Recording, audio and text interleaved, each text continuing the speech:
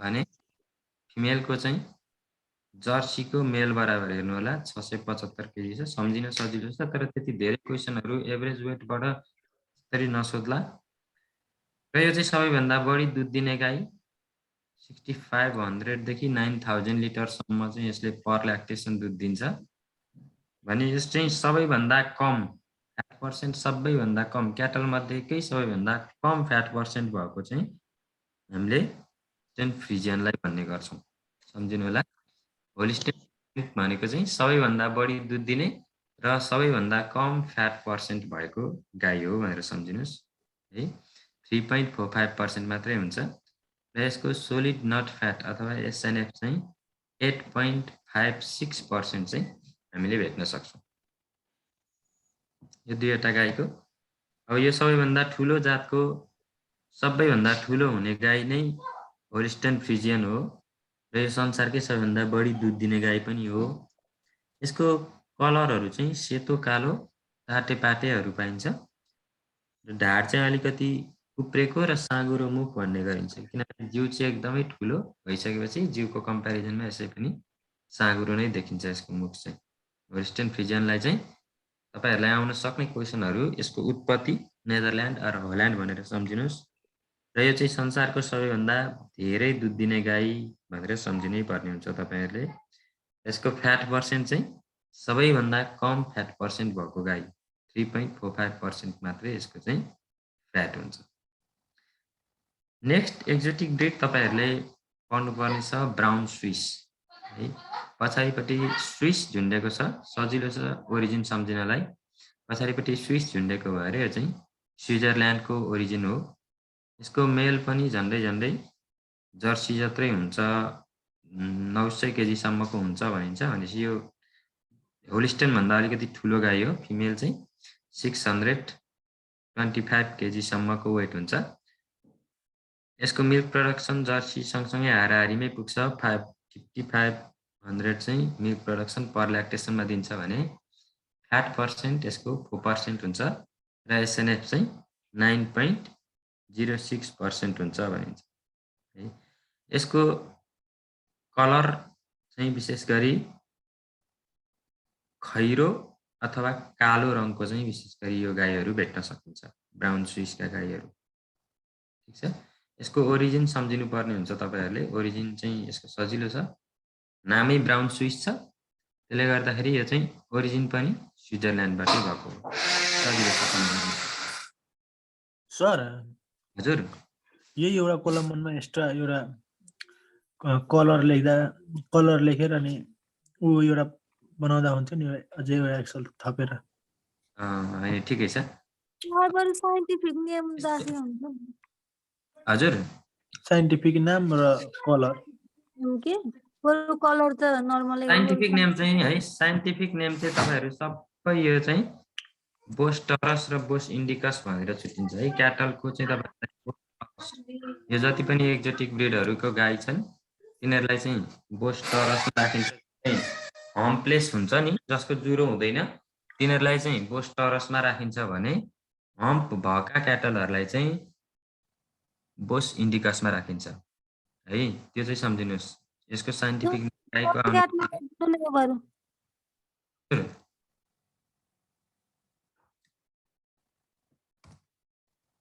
के भन्नुभयो? च्याटमा लेखिदिनु हजुरलाई सजिलो हुन्छ भने। यहाँ अगाडि नै लेखिदिनु भएको छ त। लेखिदिसके मैले स्क्रिनमा पनि तपाईहरुले हेर्न सक्नुहुन्छ। गाई आउने बित्तिकै तपाईहरुलाई साइन्टिफिक नेम चाहिँ बोस टरस हो भनेर सम्झिनु पर्ने हुन्छ। सर होलिस्टिन जर्सी भए पनि गाईको वैज्ञानिक नाम हजुर, गाईको वैज्ञानिक नाम भनेर आयो भने बोस टरस। यो चाहिँ हम्पलेसहरुको है, सम्झिनु होला। हम्पलेस क्याटलहरु म भन्दैछु जति पनि हामीसँग एक्जोटिक ब्रिडहरु छन् नि, यो इन्डियन ओरिजिन बाहेकका तिनीहरु सबै चाहिँ हम्पलेस क्याटलहरु हुन्। बुझ्नुभयो? बुझ्नुभयो नि हैन? हम्पलेस क्याटल भनेको जुरो नभएको गाई हो है। जुरो नभएको गाई आउने बित्तिकै तपाईहरु के बुझ्नु पर्यो त यसको नाम चाहिँ बोस टरस हो भनेर सम्झिनु पर्छ। साइन्टिफिक नेम जुरो नभएको आउने बित्तिकै बोस्टर जुनसुकै गाई होस् तपाईहरुलाई कहिलेकाहीँ अब झुक्याउनलाई जर्सी ब्रिडको चाहिँ साइन्टिफिक कुन हो भनेर सोध्ला याद गर्नुस् जर्सी होलिस्टेन होस् ब्राउन स्विस होस् यो सबै चाहिँ के हुन्छ त बोस्टर बस्नुपर्छ है जसको चाहिँ जुरो हुन्छ जसको जुरोवाला क्याटल आयो भने चाहिँ फेरि त्यो चाहिँ बोस इन्डिकस हुन्छ हरियाणामा त ज्वरो हुन्छ नि सर हैन र हजुर हरियाणामा त ज्वरो हुन्छ नि त्यो चाहिँ इन्डियाको ओरिजिन यिनीहरू चाहिँ फेरि जुरोवाला हुन् है यिनीहरू चाहिँ बुझ्नुभयो गाईको साइन्टिफिक नेम आउने बित्तिकै तपाईले एउटा कुरा ध्यान दिनुस् बोस टरस र इन्डिकस मात्रै हुन्छ बोस टरस भनेको चाहिँ हम्प प्लेस हो बोस इन्डिकस भनेको चाहिँ हम्पवाला है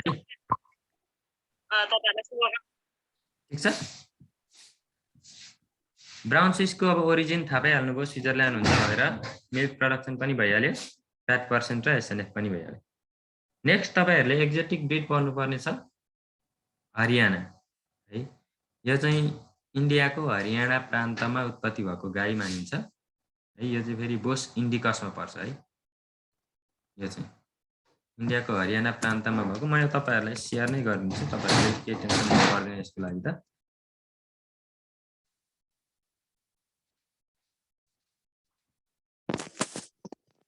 के डाना डोल्नु भइरहेको तपाईको पछाडी अलि हल्ला नि आइरहेछ है सर ल ढोका लाइदिने बेला ढोकामा त्यो मर्मत गर्नुपर्छ ओके एभरेज वेट चाहिँ यसको 550 केजी सम्म हुन्छ इन्डियाको हरियाणा प्रान्तबाट यसको उत्पत्ति भएको हो 550 केजी सम्म हुन्छ एभरेज वेट मेल फिमेलको यसको मिल्क प्रोडक्सन अब इन्डियन गाई हो अलिकति कमै हुन्छ मिल्क प्रोडक्सन चाहिँ जम्मा 1200 लिटर फ्याट पर्सेन्ट अलिकति हाई हुन्छ बराबर छ र एसएनएफ चाहिँ 9.2% चाहिँ यसको सोलिड नट फ्याट हुन्छ तपाईहरुले पढ्नुपर्ने एक्जोटिक ब्रिडहरु नै 4 वटा हुन् तपाईहरुको सिलेबसमा भए अनुसारको यो हरियाणाको त कतै 1400 देखि 2000 लिटर कतै 1497 लिटर नि पाइयो रहेछ नि सर हो यो बुक अनुसार तपाईहरुले गर्नु धेरै ठाउँमा चाहिँ अब कतै 1000 कतै 1500 लिटर कतै 2000 लिटर सम्म पाउनुहुन्छ तर फल पनि तपाईहरुले एउटा कुरा ध्यान दिनु होला विशेष गरी हामीले चाहिँ यो पशुपन्छी डायरीमा चाहिँ भएको कुरालाई अथेन्टिक मान्छौं है त्यही भएर दुध उत्पादन चाहिँ 12 ढोका नखोल्नु ढोका नचलाए 1200 लिटर सम्म चाहिँ यसको दुध आउँछ भनेर भनिन्छ है कुनै कुनै बुकमा तपाईहरुले भेट्न सक्नुहुन्छ 1000 लिटर सम्म कतै कतै 1000 देखि 1500 सम्म हुन्छ तर हामीले फलो गर्ने भनेको चाहिँ यो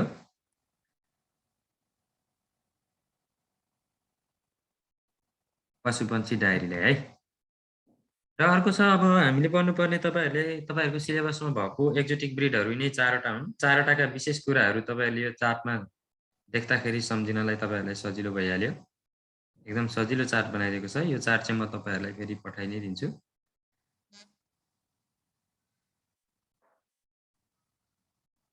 र तपाईहरुको अब अर्को पढ्नुपर्ने छ हामीले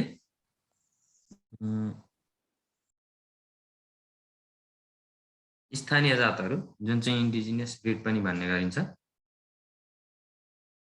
र त्यसको फर्स्टमा चाहिँ हजुर यो हरियाणालाई नेपालको स्थानीय गाई पनि भनिन्छ र मानिदैन यो चाहिँ इन्डियन एक्जोटिक हो है इन्डिया कतै यो स्थानीय गाई पनि भनिन्छ भन्ने रहेछ होइन होइन त्यो चाहिँ कन्फ्युज नहुनु होला यो इन्डियाबाट आएको हो नेपालको स्थानीय गाईमा राख्न सकिदैन यसलाई है ल नेक्स्ट अब स्थानीय जातमा चाहिँ हामीले लुलु सबभन्दा पहिले पढ्नुपर्ने लुलु यसको चाहिँ उत्पत्ति भएको स्थान चाहिँ मुस्ताङ हो है फर्स्टमा जुन छ त्यही नै तपाईले बुझ्नुस् मुस्ताङमा चाहिँ यसको उत्पत्ति भएको र यो पाइन चाहिँ डोल्पा मनाङतिर पनि पाउने गरिन्छ है लुलु गाई कहाँ पाइन्छ भनेर क्वेशन आउन सक्छ त्यस्तोमा मुस्ताङ डोल्पा मनाङ तीनटै छ भने अल अफ द एबभ भयो नभएदेखि याद गर्नु होला मुस्ताङ हुन्छ त्यसको अप्सन है र यो चाहिँ म्याच्योर हुनलाई भनेको 3.5 वर्ष लाग्छ अरे यो गाईलाई चाहिँ र यसको फर्स्ट ल्याक्टेसन चाहिँ 4.5 इयर्समा है यसको फर्स्ट ल्याक्टेसन चाहिँ 4.5 इयर्समा हुन्छ र यो पनि फेरि तपाईहरुको यो चाहिँ केमा पर्छ भन्नुहुन्छ होला यो पनि बोस टाउरस ध्यान दिनु होला यो हम्प्लेस क्याटल हो ठीक छ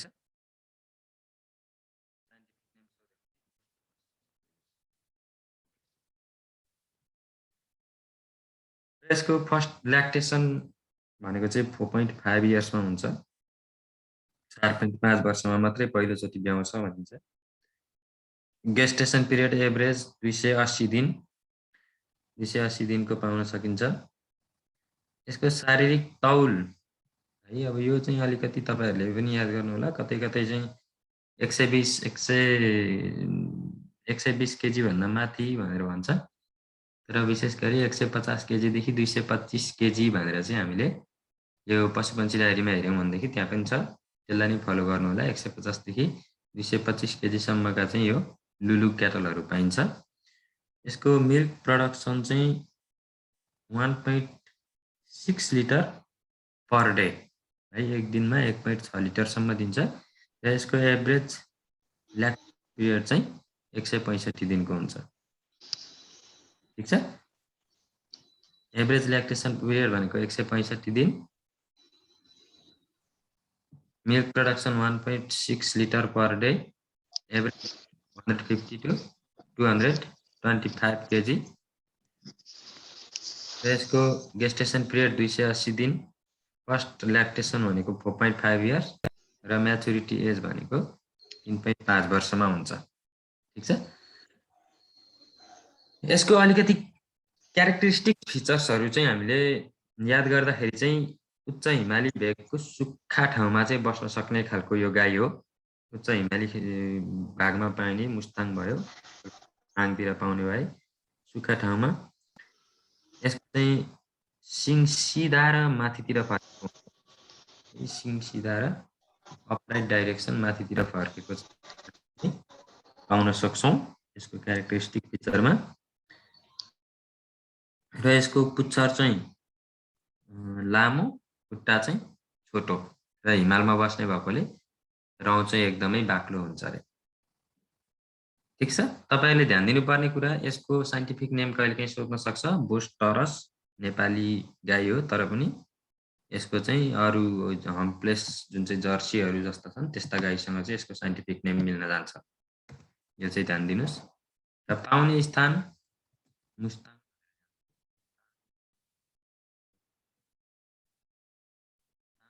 र मनाङ है पाउने उत्पत्ति भनेर ठ्याक्कै मुस्ताङलाई नेक्स्ट इज अछामी अथवा यसलाई चाहिँ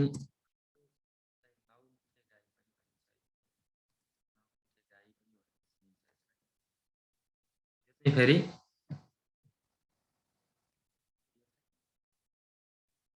वाला गाई हो है अरू साथीहरुको नि अड्किया छ कि मेरो मात्रै यसरी अड्किया हो के प्रब्लम आयो अड्किरा छ हाम्रो नि अड्किरहेछ मेरो आएको छैन आवाज केही अवस्था छ कट भएर आछ सर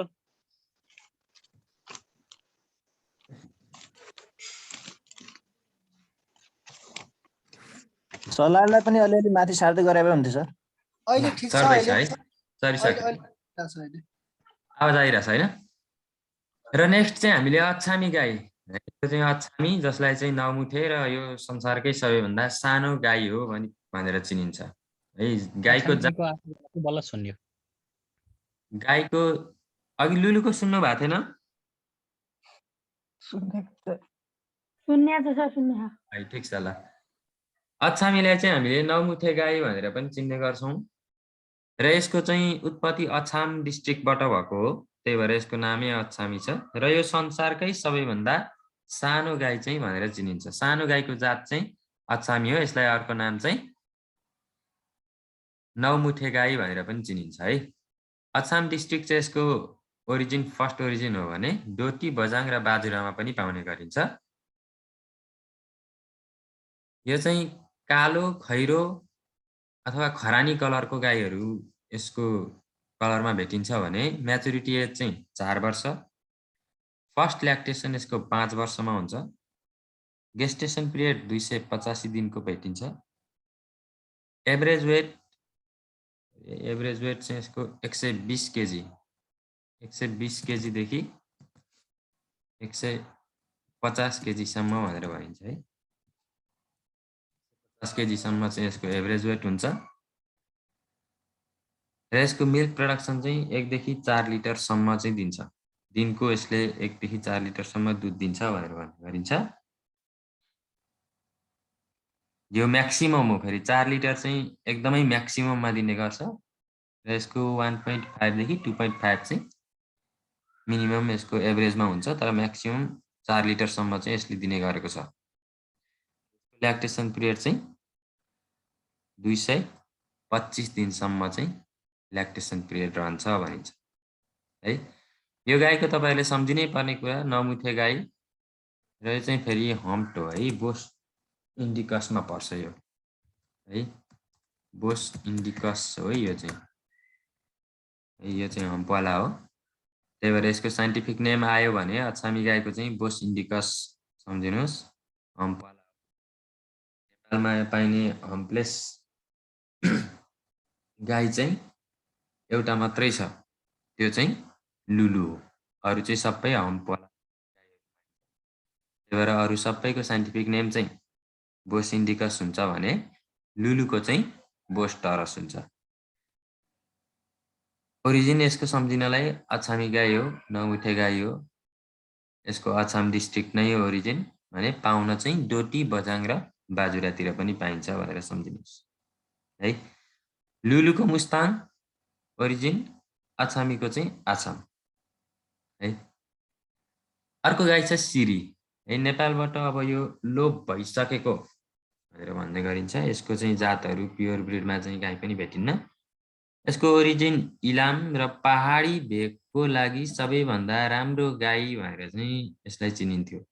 सिरी गाई चाहिँ पहाडी भेगमा पाल्नको लागि चाहिँ दुध उत्पादनको हिसाबले सबै हिसाबले चाहिँ यो गाई सबैभन्दा राम्रो हुन्छ भनेर भन्ने गरिन्थ्यो र अहिले यो चाहिँ हाम्रो लोप भइसकेको हो, यो चाहिँ एक्सटिन्सनमै पुग्न लागिसकेको छ। यसको प्योर ब्रिडहरू चाहिँ छैन अहिले। यसको म्याचुरिटी चाहिँ 3.5 वर्षमा पुग्छ र फर्स्ट ल्याक्टेसन चाहिँ 4.5 वर्षमा, 4.5 वर्षमा पहिलो ल्याक्टेसन हुन्छ। यसको गेस्टेसन पिरियड 295 डेज हो एभरेजमा। गेस्टेसन पिरियड चाहिँ अलिकति लामो छ, 295 दिन र यसको एभरेज वेट 286 केजीसम्म हुन्छ भनेर भनिन्छ। एभरेज वेट चाहिँ अलिकति ठुलो गाई हो, 286 केजीसम्म चाहिँ एभरेज वेट। यसको उत्पादन चाहिँ 2 देखि 6 लिटर प्रतिदिनमा चाहिँ यसले दुध उत्पादन दिन्थ्यो भने ल्याक्टेसन पिरियड चाहिँ यसको 268 दिन भनिन्छ है। नर्मल्ली 268 दिन। तपाईहरुले सिरी गाईलाई चाहिँ कृषि तथा पशुपन्छी डायरीमा हेर्नुभयो भने लोप उन्मुख भनेर भनिन्छ, तर अहिले चाहिँ यो लोप भइसकेको भनेर जानिन्छ है। सर हजुर, यो क्वेशनको सन्दर्भमा 2-3 वटा क्वेशन पर्छ। ल भन्नुहोस्। लोप हुन लागेको स्थानीय गाईमा अछामी भएको लुलु हैन, सिरी है, यो लोप भइसकेको तपाईहरुको स्थानीय गाई चाहिँ सिरी भनेर है। लोप हुन लागेको भैँसीको स्थानीय जात लोप हुन लागेको हजुर, लोप भैँसीको भैँसी हजुर, लोप हुन लागेको भैँसी चाहिँ अब प्योर ब्रिडमा तपाईहरुको पारकोटेको ब्रिड र लिमेको ब्रिड चाहिँ एकदमै कम भेटिन्छ, तर त्यसरी लोपै भनेर चाहिँ भनिसकेका छैन। सिरीलाई चाहिँ हामीले क्याटलको ब्रिडबाट नेपालबाट चाहिँ अब लोप भइसकेको भनेर भन्ने गरी विशेष गरी है। भैँसीको संख्या पनि घटेको छैन सर? जनसङ्ख्या चाहिँ तपाईँको म भन्दै जान्छु तपाईँले बुझ्नु होला। भैँसीकोमा सबै लिमे, पारकोटे र गड्डी तिनटैको जनसङ्ख्या घट्दो छ। अनि गाईमा चाहिँ लुलुको अनि त्यसपछि अछामीको गर्दमा खैलाको तिनटै तपाईँहरूले पढ्नुपर्ने चाहिँ घटिरहेछ भनेर बुझ्नुहोस् है। अनि सुन्नु न सर, अर्को छ हजुर। बङ्गुरको बङ्गुरको स्थानीय जातमा हजुर ए ललन भाइ, यो बङ्गुरको कुरा बङ्गुरको बङ्गुर। पालोमा सोध न यार। गाईको पालोमा कहाँ बङ्गुर सङ्गुर कहाँ घोडा बाख्रा पुर्याएको एकैचोटि? होइन सर, त्यो ठिकै हो कि यहाँ लोप हुन आँटेको कुरा आयो नि, त्यही भएर मैले सोध्न आँटेँ। होइन ठिक छ त। अब पहिले गाईकोमा गाईको सक अनि बङ्गुरको पालोमा बङ्गुरको सोध न। हुन्छ सर, ल ल अब पढ्दै जाउँ, म स्लाइड पनि बनाउँदै जान्छु। नेक्स्ट गाईको ब्रिड चाहिँ हामीले पढ्नुपर्ने छ खैला। यो चाहिँ डडेलधुरा डिस्ट्रिक्टतिर है। डडेलधुरा यो सुदूरपश्चिमको डडेलधुरा अनि त्यसपछि डोटी र बैतडी जिल्लामा चाहिँ यसलाई पाउने गरिन्छ।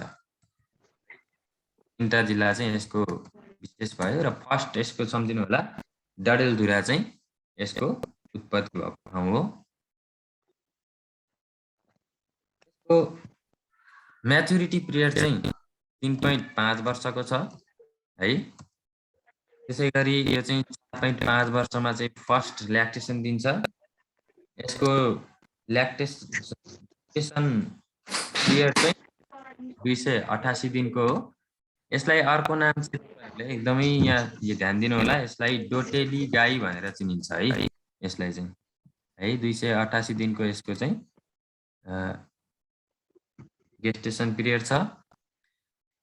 यसले एभरेज वेट चाहिँ हामीले हेर्ने हो भने 298 केजीसम्मका चाहिँ यो अलिकति ठुलो गाईमा चिन्ने गरिन्छ। 298 केजीसम्मका भेटिन्छ र यसको दुध उत्पादन चाहिँ 2 देखि 3 लिटर पर डे हुन्छ भने यसको दुध दिने टोटल अवधि चाहिँ 305 दिनको चाहिँ मान्ने गरिन्छ है।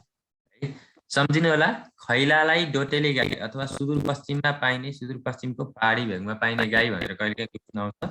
सुदूरपश्चिमको पहाडी भेगमा पाइने खैला हो। यसलाई डोटेली गाई भनेर पनि चिनिन्छ। तिनवटा जिल्ला डडेलधुरा, डोटी र बैतडीमा पाइन्छ यसको। अरू चाहिँ यसको म्याचुरिटी पिरियड भनेको 3.5 वर्ष, फर्स्ट ल्याक्टेसन 4.5 भनेको पहिलोचोटि ब्याउने उमेर, 4.5 वर्ष 4.5 वर्षमा ब्याउँछ। यसको टोटल गेस्टेसन लेन्थ चाहिँ 288 सम्झिनु होला। त्यसपछि एभरेज वेट चाहिँ 298 केजीको।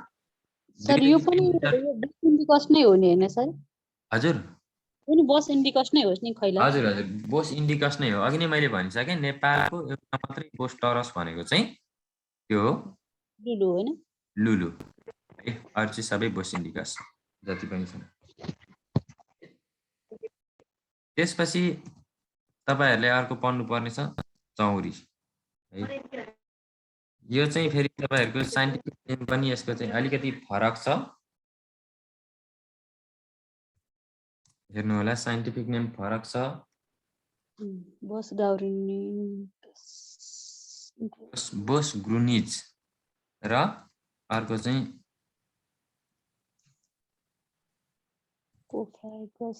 ठाउँमा पोफ्यागस पनि भन्ने गरिन्छ है। पोफ्यागस अथवा बोस ग्रुनिस भनेर चाहिँ चौरीलाई चिनिन्छ। यो चाहिँ हाई हिल अथवा उच्च पहाडमा पाइने गरिन्छ विशेष गरी है, उच्च पहाडमा। र यो चौरी चाहिँ खास यो प्योर ब्रिड होइन, याक र पहाडी गाई त्यहाँको लोकल गाईहरूको क्रसबाट निस्केको चाहिँ चौरी भन्ने गरिन्छ। यसको म्याचुरिटी चाहिँ 3 वर्ष अनि फर्स्ट भनेको ल्याक्टेसन 4 वर्षमा हुन्छ। यसको गेस्टेसन पिरियड चाहिँ 252 दिनको हुन्छ। त्यसै गरी एभरेज 325 केजीदेखि लिएर 355 केजीका चाहिँ एभरेज वेट 5 देखि लिएर 2 लिटरसम्म चाहिँ प्रोडक्सन हुन्छ र टोटल प्रोडक्सन डेट चाहिँ अलिकति कम छ। र ध्यान दिनु होला चौरीलाई चाहिँ जसरी यो यो प्योर ब्रिडमा राख्दैन है, यो चाहिँ हाम्रो याक र पहाडी गाईको चाहिँ क्रस हो है। र यसको अर्को याद गर्नुपर्ने कुरा, यसको भाले चाहिँ स्टेराइल हुन्छ भने पोथी चाहिँ प्रोडक्सन दिने खालको हुन्छ है। भाले चाहिँ स्टेराइल हुन्छ है यसको, ठीक छ। चौरीको भाले चाहिँ स्टेराइल हुन्छ, पोथी चाहिँ प्रोडक्सन दिन्छ यसले चाहिँ है। र यसको एउटा डिम्जो र उराङ है, यो चौरीमा चाहिँ एउटा डिम्जो र अर्को चाहिँ उराङ भनेर चिन्ने गरिन्छ। डिम्जोलाई चाहिँ हामीले यसको डिम्जो भनेको चाहिँ तपाईँको यो खेत जोत्नलाई प्रयोग गर्ने यो भालेहरूलाई चाहिँ डिम्जो भन्छ है। भनेको यो चाहिँ कस्तो रे भन्दाखेरि पोथी याक र भाले चाहिँ पहाडी गाईको बर भएर क्रसबाट निस्केको छ भने त्यसलाई डिम्जो भनिन्छ। भनेको उराङ चाहिँ फेरि भाले चाहिँ याक र पोथी पहाडी गाईबाट क्रसबाट निस्केको चौरीलाई चाहिँ उराङ चौरी भनिन्छ है। र चौरीको मेललाई झोपा र फिमेललाई झुमा भन्ने गरिन्छ है।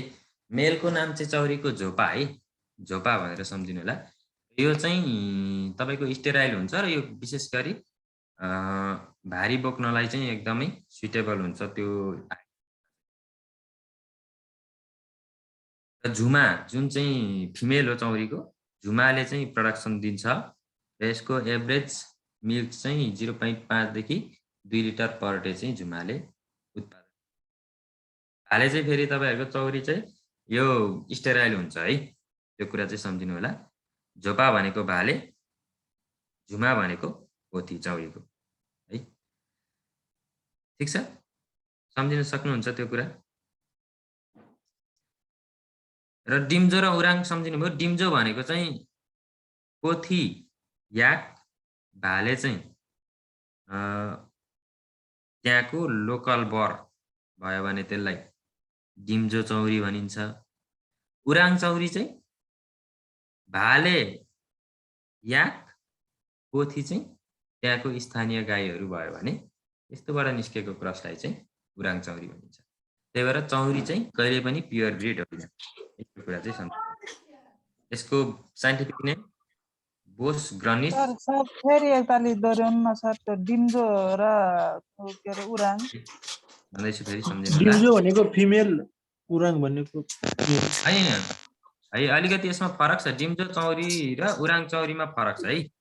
डिम्जो भनेको चाहिँ सम्झिनुहोस्, डिम्जो भनेको पोथी याक भाले चाहिँ पहाडी बर है, जुन स्थानीय बरहरू हुन्छन् त्यसको याकको पोथी याकसँगको चाहिँ क्रसबाट निस्केकोलाई डिम्जो भनिन्छ। आइदर फिमेल होस् या मेल होस्, त्यो चाहिँ डिम्जो चौरीमा गनिन्छ। र चौरीको भाले चाहिँ झोपा, पोथी चाहिँ झुमा है, बुझ्नुभयो? सर यो डिम्जोमा के यो तिब्बतको साँडे भन्ने पाइने रहेछ नि कतै कतै। हो, त्यो कता कता भेट्नुहुन्छ। भनिहाल्छ स्थानीय तपाईँको स्थानीय पालेका गाईहरूको साँडेबाट र याकको क्रसबाट जन्मेको चाहिँ डिम्जो चौरी। र उराङ चौरी भनेको चाहिँ स्थानीय गाई र भाले जातको याकबाट निस्केको बच्चालाई चाहिँ उराङ चौरी भन्ने गरिन्छ। सर पर्ने भयो। अनम्युट गर्नुहोस् न। कसको चाहिँ म्युट भएन है तपाईँहरूको? सर हजुर, त्यो उराङ र डिम्जोमा कुन चाहिँ राम्रो उत्पादन दिने हुन्छ? होइन, चौरी त दुइटै चौरी हो। हेर्नुहोस्, उत्पादनको यहाँ मैले लेखिदिइसकेको छु, तपाईँहरूले त्यो टेबलमा हेर्न सक्नुहुन्छ है। तर के हो भनेदेखि चौरीको पनि क्रस कसरी भयो भन्ने कुरालाई चाहिँ डिम्जो र उराङ छुट्टिने हो क्या। अनि उत्पादनको हिसाबले डिम्जो राम्रो कि उराङ राम्रो भने?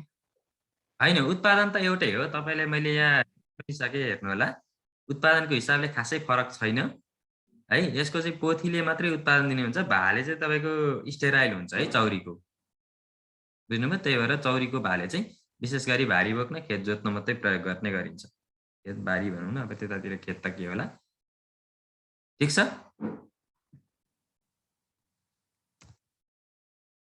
है बुझ्नुभयो डिम्जो र उराङको बुझ्नुभयो नि बुझ्यो सर ल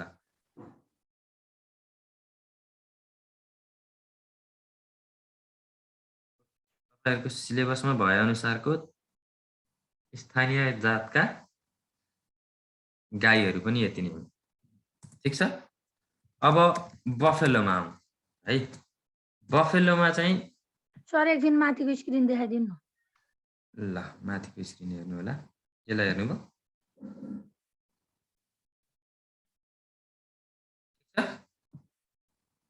अझै माथिको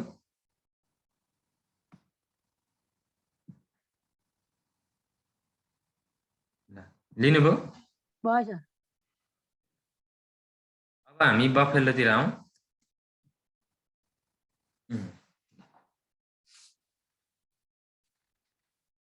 सर यसकोमा के अरे उन्नत कति प्रतिशत अनि स्थानीय गाई कति प्रतिशत छ त्यो पनि भनिदिनु न केमा स्थानीय गाई नेपालमा कति प्रतिशत र उन्नत गाई कति प्रतिशत छ त्यो पनि भनिदिनु न प्रतिशतमा हजुर यो आउँछ है तपाईहरुको पछाडी यो सिलेबसमै आउँछ यो टोटल तपाईहरुले 12% उन्नत 88% स्थानीय स्थानीय 88%, 12% उन्नत बढेको छ 16%। ल अब हामी बफेलोतिर आउँ बफेलोमा तपाईहरुले उन्नत जातमा दुईटा पढ्नुपर्ने हुन्छ एउटा चाहिँ मुर्रा र अर्को चाहिँ नीली रवि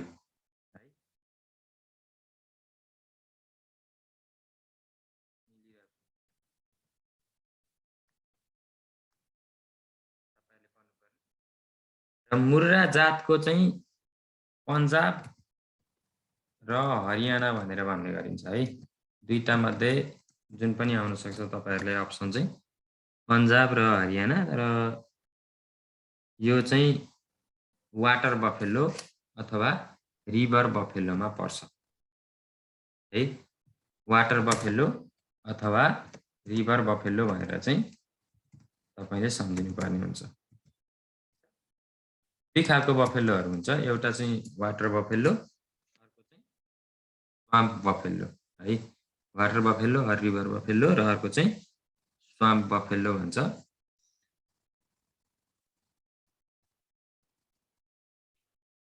यसको चाहिँ उत्पत्ति चाहिँ भारतको पन्जाब र हरियाणाबाट भएको हो बफेलोको साइन्टिफिक नाम कसले आउँछ तपाईहरुलाई आउँछ बोस बुफालियस ब्युबेलिस ओ भेरी गुड है बुबालिस है हेर्नु होला बुबालस फर्स्ट चाहिँ एलयुएस त्यसपछि चाहिँ बुबालिस है दुईटा हुन्छ बुबालिस चाहिँ यसको साइन्टिफिक नेम हो है यो मिस्टेक हुन्छ कहिलेकाहीँ स्पेलिङलाई ध्यान दिनु होला स्पेलिङबाट झुक्किन सक्छ हामीले नर्मली बुबालस भनेर पढिरहेको हुन्छौँ तर यसको खास साइन्टिफिक नाम चाहिँ बुबालिस है पहिले चाहिँ लस अनि त्यसपछि मात्रै लिस है र यो चाहिँ हामीले यसको नर्मल्ली पाउने भनेको चाहिँ इन्डियाबाट आएको भएर विशेष गरी तराई क्षेत्रमा चाहिँ यो मुर्रा बफेलोलाई अलिकति बढी मात्रामा पाउने गर्छौं है तराई क्षेत्रमा चाहिँ मुर्रा बफेलोलाई बढी मात्रामा पाइन्छ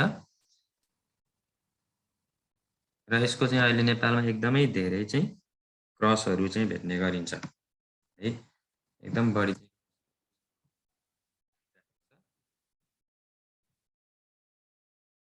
तराई र पहाड दुवैतिर चाहिँ सुटेबल हुने खालको एक्जोटिक ब्रिड भनेको चाहिँ हाम्रो मुर्रा बफेलो नै हो है। यस्तो खालको क्वेसनहरु कहिलेकाहीँ सोध्न सक्छ। एभरेज वेट चाहिँ मेलको यसको 450 केजी सम्मको हुन्छ प्योर ब्रिड हुँदाखेरि भने मेल चाहिँ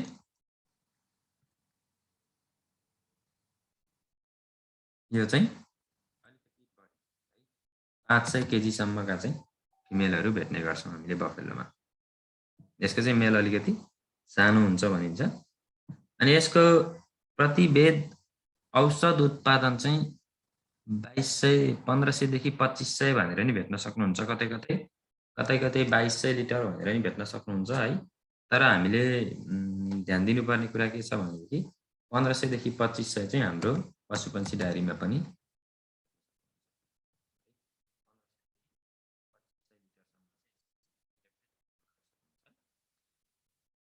फ्याट पर्सेन्ट चाहिँ हाईएस्ट हुन्छ, 7% फ्याट हुन्छ भने एसएनएफ पनि यसको चाहिँ बढी हुने गर्छ। यो चाहिँ 10 to 12% चाहिँ तपाईहरु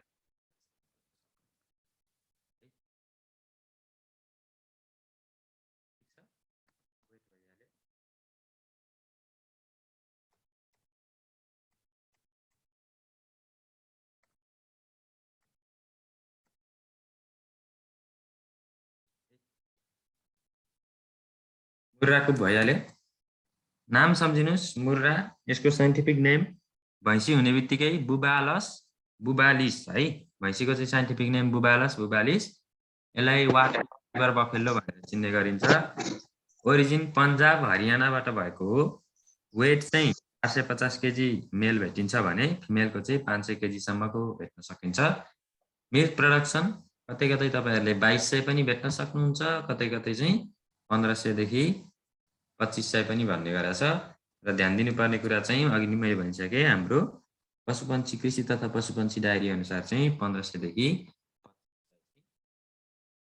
मिल्क प्रोडक्सन छ। फ्याट चाहिँ 7% एसएनएफ छ भने फ्याट पर्सेन्ट छ भने एसएनएफ चाहिँ 10 to 12% चाहिँ एसएनएफ हुन्छ। ठीक छ। यसको एकदमै टिपिकल फिचर भनेको के हो त? घुम्रिएको सिङ है। छोटो घुम्रिएको सिङ चाहिँ यसको टिपिकल फिचर हो। ठीक छ। नजिकैबाट घुमिएको है छोटो खालको चाहिँ जहाँ छ सिङ पलाको त्यहीबाट छोटोमा चाहिँ घुमेको सिङ भनेको चाहिँ यो मुर्रा बफेलोको हो। ठीक छ। अब नीली रवि अर्को ब्रिड छ। यो पनि तपाईहरुको क्रस ब्रिड हो खासमा चाहिँ। अब हामीले चाहिँ ब्रिडमै पढ्ने गरेका छौं है। नीली रवि चाहिँ क्रस ब्रिड हो। यसको मेल चाहिँ 700 केजी सम्मको हुन्छ। 700 केजी सम्मको हुन्छ भने फिमेल चाहिँ 600 केजी को हुन्छ है। फिमेल 600 केजी को हुन्छ। र यसको मिल्क प्रोडक्सन चाहिँ एभरेजमा 1600 देखि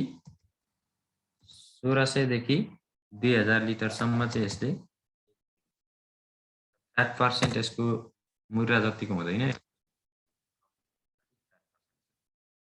यो चाहिँ नेपालको लागि तराई क्षेत्रमा मात्रै सुटेबल हुन्छ भन्ने गरिन्छ।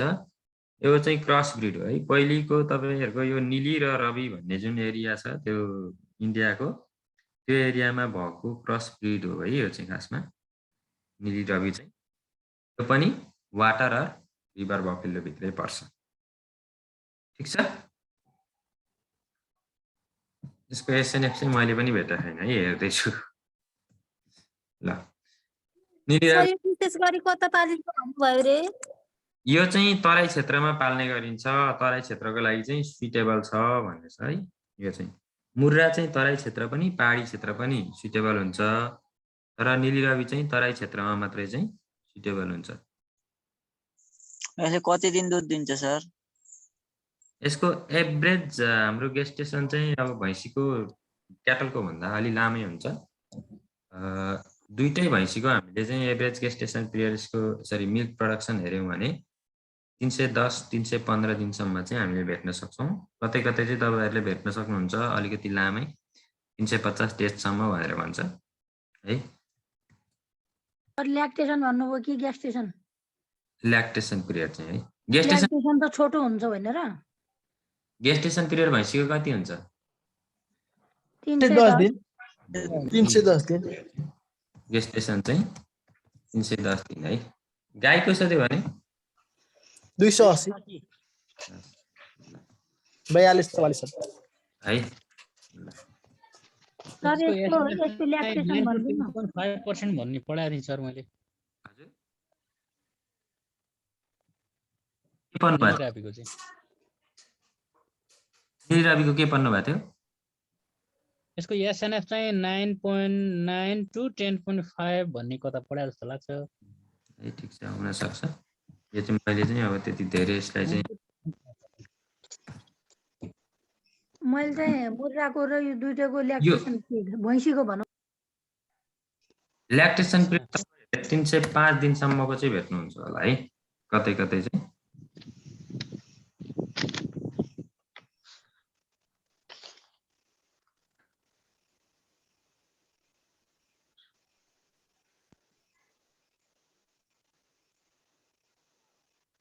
ठिक छ, 305 दिनको भेट्नुहुन्छ तपाईहरुले ल्याक्टेसन पिरियड है।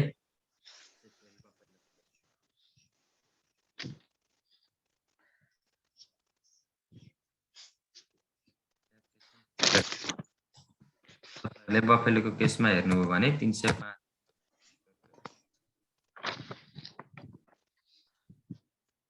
यो नीलिरावी प्योर ब्रिड होइन है, खासमा इन्डियाको प्योर ब्रिड चाहिँ होइन, यो पनि क्रस ब्रिड नै हो। यति कुरा चाहिँ तपाईहरु। अब हाम्रो एक्जोटिक ब्रिड भइहाल्यो।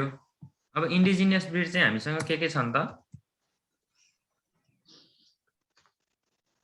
इन्डिजिनियस ब्रिडमा चाहिँ लिमे पाराकोटे र गड्डी। लिमे पाराकोटे र गड्डी तीनटा छन्। यहीँबाट जाउँ। लिमे पाराकोटे र गड्डी तीनवटा चाहिँ हामीसँग इन्डिजिनियस ब्रिडहरू छन्। फर्स्टमा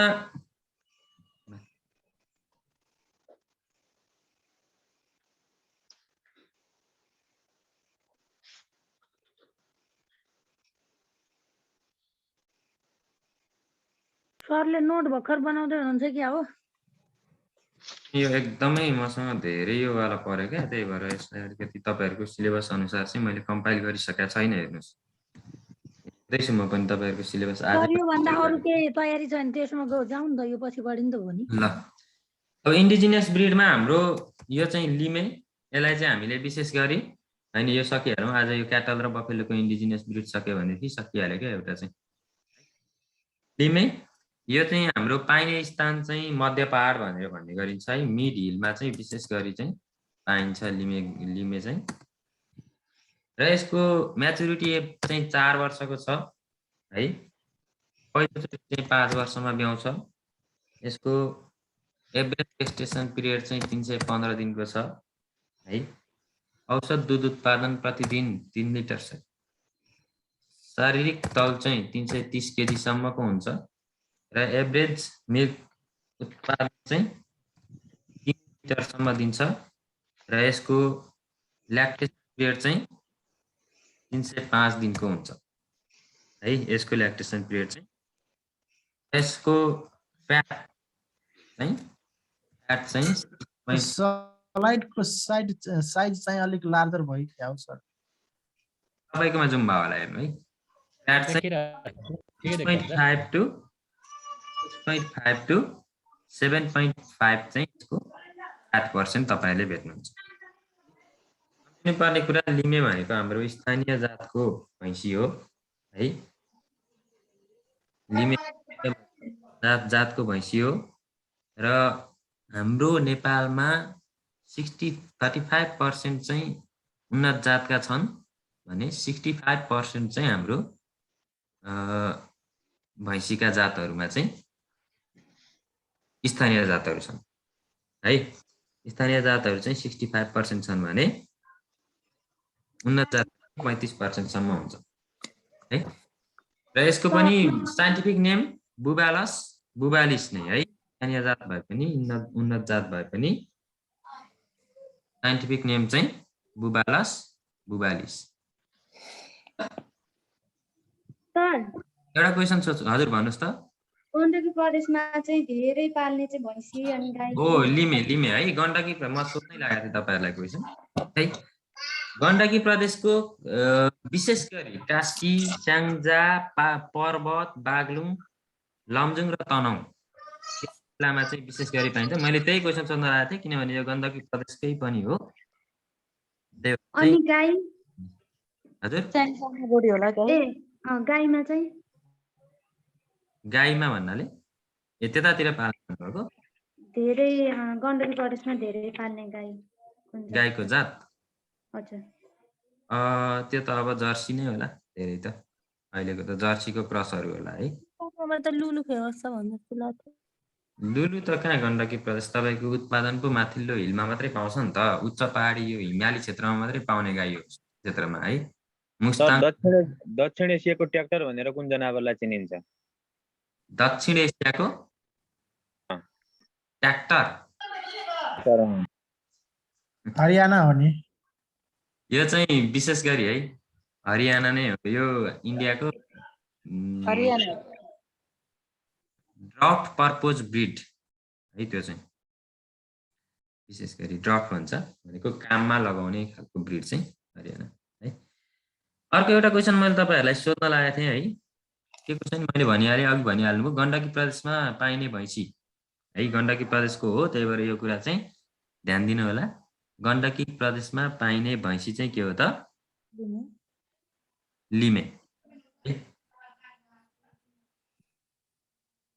पारकोटे नि पाइन्छ होला नि छैन होला हजुर बढी मात्रामा होइन गण्डकी प्रदेशको सबैभन्दा बढी पाउने भैँसी नै लिमे हो र अर्को एउटा क्वेसन फेरि सबैभन्दा सानो जातको भैँसी कुन हो लिमे नै हो भेरी गुड है लिमे नै चाहिँ सबैभन्दा सानो जात भैँसी हो है आर्कोटे चाहिँ हाई हिल र मिड र हाई हिलमा पाइन्छ भनिन्छ है हाई हिलमा पाइन्छ र यसको पनि सेम नै छ म्याच्युरिटी इयर्स 4 फर्स्ट चाहिँ पहिलोचोटि ब्याउने भनेको चाहिँ 5 वर्षमा गेस्टेसन पिरियड एभरेज 315 दिन एभरेज वेट चाहिँ यसको 342 केजी मिल्क प्रोडक्सन चाहिँ 2.7 केजी दिनको 3 लिटर दिन्छ भन्छ 2.7 लिटर र दुध दिने अवधि मिल्क प्रोडक्सन ल्याक्टेसन पिरियड चाहिँ कति हुन्छ त 305 दिनको हुन्छ 305 दिनको हुन्छ यसको फ्याट पर्सेन्ट कति हुन्छ तपाईँलाई थाहा छ 7.9 7.5 to 9.6 देखि 9 6.5 to 7.5 5 to 7.5 नै यसको फ्याट हुन्छ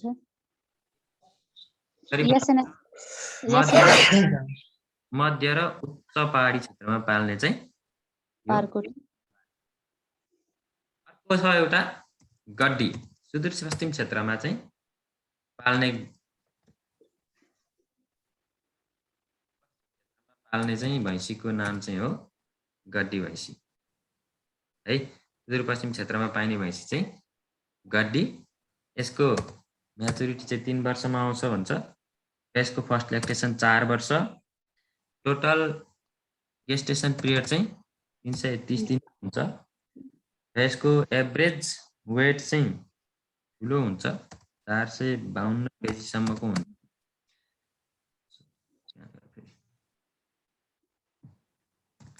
452 चाहिँ यसको एभरेज वेट हुन्छ भन्ने गरिन्छ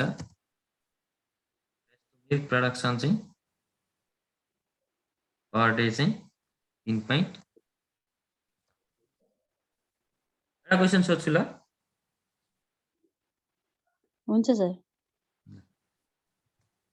गड्डी भैँसी चाहिँ नेपालको सबैभन्दा लामो अवधिसम्म दुध दिने भैँसी भनेर चिनिन्छ है यसको एभरेज ल्याक्टेसन पिरियड कति हो तपाईहरुलाई थाहा छ 420 दिन 420 दिन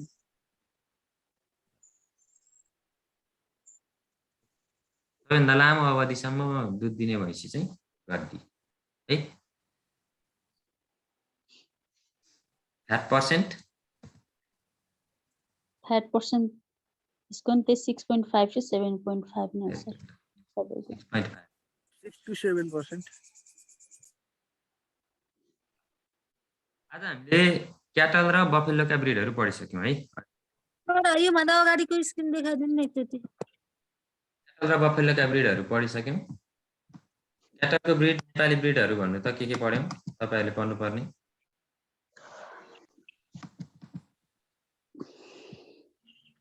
क्याटलका ब्रिडहरू कुन पढ्यौँ हामीले?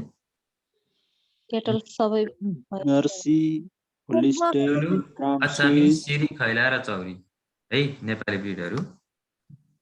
बफेलोमा नेपाली ब्रिडहरू लिमे, पारकोटे र गड्डी र एक्जोटिकमा चाहिँ मुर्रा र नीलिरावी। ठिक छ सर हजुर भन्नुहोस्। सुर्ती भैँसीकै जात होइन? सुर्ती भैँसीको जात हो। तपाईँहरूले चाहिँ यस तपाईँहरूको सिलेबसमा छैन है सुर्ती है। सिलेबस अनुसार पढ्नु है। सिलेबसभन्दा बाहिर जानु पर्दैन। लोकसेवामा सिलेबसभन्दा बाहिर चाहिँ क्वेसन आउँदैन है। त्यही भएर तपाईँहरूको सिलेबसमा भएको गाईहरू 4वटा Jersey, Holstein Phrygian, brown Swiss र हरियाना 4वटा कुरा पढ्नुहोस् है।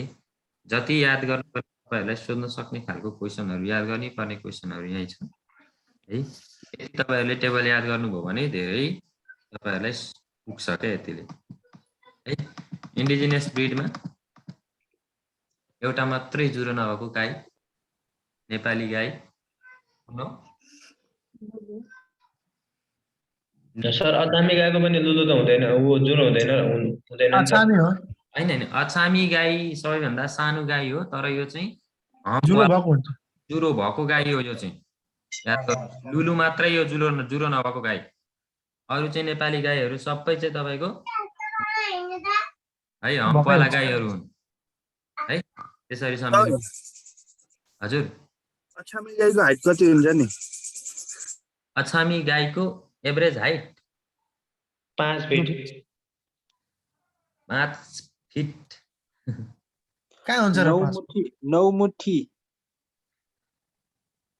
त्यो अब सबैभन्दा होचो सबैभन्दा सानो गाई भनिन्छ है। 5 फिट नहोला। 5 फिट भनेको त तपाईँ जत्रो कम्तीमा मान्छे भनेको 5 फिट 5.5 फिटको हुन्छ। हामी जत्रो गाई हुन्छ हुँदैन। 2 फिट मात्रै हुन्छ सर त्यो। 2.9 2.8 to 2.9 समथिङ कति भनिरहेको थियो मार्कले।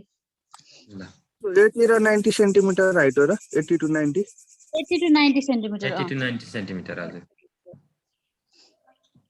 ल हामीले क्याटल र बफेलोका ब्रिडहरू चाहिँ आज सक्यौँ है। फर्स्ट तपाईँहरूलाई पढ्नुपर्ने थियो। यो सिलेबस अनुसार चाहिँ आज हामीले क्याटल र बफेलोका ब्रिडहरू सक्यौँ र आज चाहिँ हामी यति मात्रै पढ्छौँ है। यो म तपाईँहरूलाई यो स्लाइड बनाएर तपाईँहरूको यो ग्रुप छ नि है, यसलाई पिडिएफमा कन्भर्ट गरेर म तपाईँलाई ग्रुपमा हालिदिन्छु। होइन यसो गर्ने मलाई म इमेल आइडी दिनु तपाईँलाई, अनि म पछि चाहिँ कन्भर्ट गरेर मिलाएर म पठाइदिन्छु। ग्रुप छ मसँग सबैको, इमेल पठाउने त्यसमा हालिदिनु। आजलाई चाहिँ यति नै गरौँला सर। हुन्छ। टाइम त छ नि त अझै छलफल 8 बजेसम्म हो। हजुर ठिक छ। तपाईँहरूलाई लागेका क्वेसनहरू अब सोध्न सक्नुहुन्छ है। छलफल गर्नुपर्ने छन् क्वेसनहरू भनेदेखि। सर यो जस्तै डाटाको विषयमा नि गण्डकी प्रदेशमा चाहिँ अब सबैभन्दा भैँसी बढी कुन जिल्लामा छ त्यो चाहिँ आउँदैन सर? त्यस्तो क्वेसन नसोध्ला। त्यति भास्ट गरेर तपाईँहरूलाई क्वेसन नसोध्ला। त्यसको लागि सोध्न सक्छ सर मेरो विचारमा त, किनभने स्याङ्जा कास्की धेरै भैँसी पाल्ने ठाउँहरू हो। गण्डकी प्रदेशको हामीले डाटा हेर्नुपर्ने हुन्छ त्यसको लागि चाहिँ होइन। नभएदेखि अब अहिले नयाँ निस्केको एउटा विभागबाट निस्केको बुक छ, त्यसको डाटामा छ है। त्यसरी जिल्ला वाइजै कति छ भनेर छ। डाटा के छ सर? यो त्यस्तो भास्ट गरेर सोध्ला। जिल्ला वाइज डाटा दिएको छु त मैले। अनि डाटा अस्ति सरले दिइसक्यो हो त? यो दिइसक्नु भएको छ? जिल्ला वाइज डाटा सबैको डाटा छ कसले पाउनु भएन कोसँग छैन भन्नुहोस् त मसँग छैन होला सर हजुर जिल्ला वाइज डाटा त हामीसँग पनि छैन सर। एकचोटि त्यसलाई फेरि सेयर गरिदिने बेला भएछ सर। पहिला 1 नम्बरको चाहिँ यो अहिलेको चाहिँ छैन हौ सर, आएको छैन। कसैले आउँदैन हो सबैलाई गएको ठाउँमा तपाईँलाई कसैले गएन तपाईँहरू मेलै चेक गर्नु जस्तो लाग्छ मलाई कहिले पठाउनु भएको छ पठाउनु भएको सबै पठाएको त धेरै भइसक्यो त त्यो त दसैँ भन्दा पहिले पठाएको तपाईँहरू चेकै गर्नु न जस्तो लाग्यो मलाई कुरो सुन्दैन राम्रोसँग चेक गर्नुहोस् कसले कसले पाउनु भएको छैन मलाई मेसेन्जरमा भन्नु होला म पर्सनली पठाउँछु उहाँलाई फेरि ल डिटेल्ड त्यसमा डिटेल डाटा छ डिटेल गाई भैँसीमा चाहिँ सबै चिजको डिटेल डाटा छ नेपाल अधिराज्यभरिको र गण्डकी प्रदेशको डाटा सबै कम्पेयर गरेर पनि दिएको छ सरले आज पढाउनु भएकोबाट दुईटा क्वेसन त स्योर आउँछ सर अब आउने चाहिँ के हो थाहा भएन बरु आउन सक्ने सम्भावित चाहिँ भनिदिनु न रोशन सर ल एउटा चाहिँ मलाई जहाँसम्म लाग्छ है तपाईहरुलाई मैले अघि पनि क्वेसन नै भनिरहेको थिएँ यो सबैभन्दा धेरै पाइने भैँसीको जात त्यो चाहिँ एकदम तपाईहरुले आउन सक्छ याद गर्नु होला त्यो लिमे भनेको गण्डकी प्रदेशकै भैँसी हो विशेष गरी चाहिँ गण्डकी प्रदेशमै पाइन्छ के यो चाहिँ एउटा क्वेसन किनभने गण्डकी प्रदेशकै हो नि त क्वेसन फेरि लोकसेवा पनि त्यसले गर्दा यो कुरालाई ध्यान दिनु यो चाहिँ लिमे र अर्को तपाईँको अघि मैले भने जुन चाहिँ नेपालको एउटा मात्रै जुरो नभएको क्याटल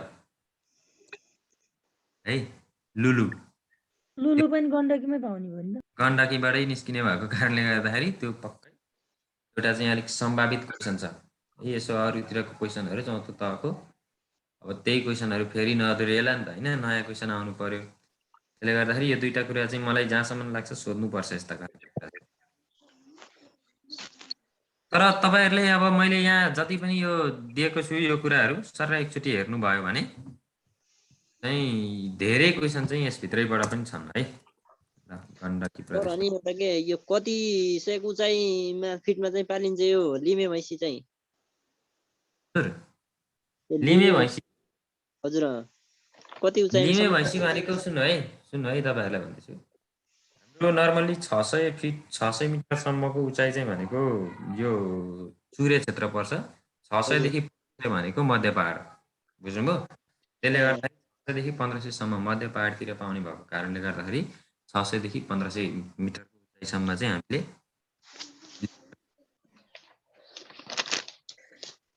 ठीक छ मधेस र चुरेको चाहिँ 600 मिटरसम्म हो त्यहाँदेखि माथि 1500 सम्म चाहिँ पहाड पर्छ मिडिल है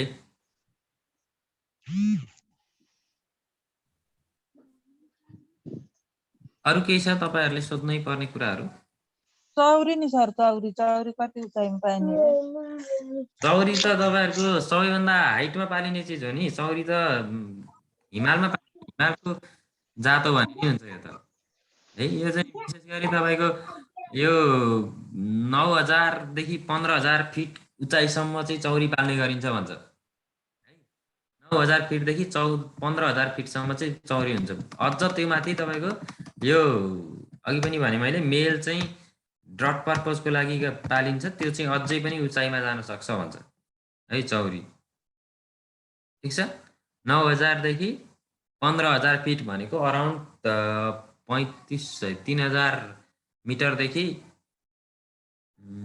4500 मिटरसम्म पाउने गरिन्छ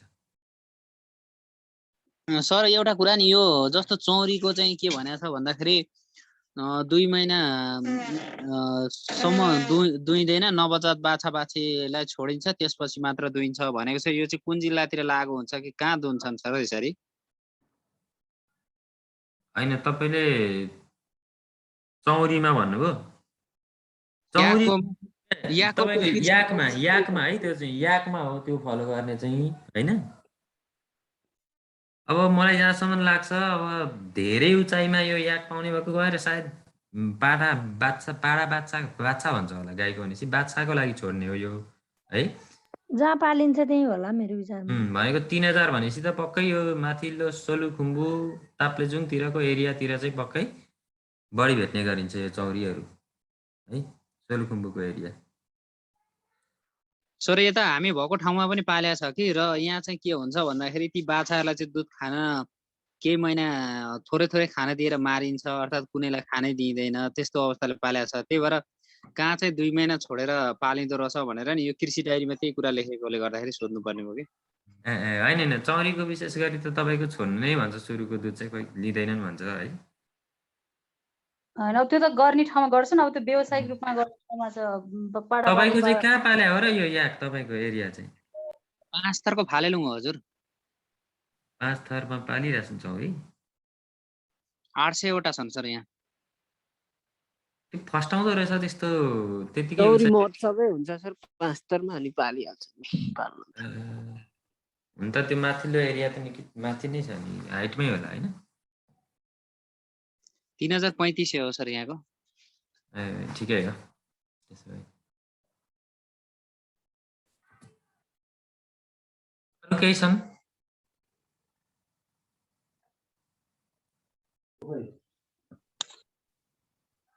लोकल गाईको फ्याट चाहिँ कति हुन्छ सर मिल्कमा? लोकल गाईको हजुर एभरेजमा? लोकल गाईको एभरेजमा फ्याट पर्सेन्ट चाहिँ तपाईँहरूको 4 to 5% देखि लिएर माथि हुन्छ भनिन्छ है गाईको दुध।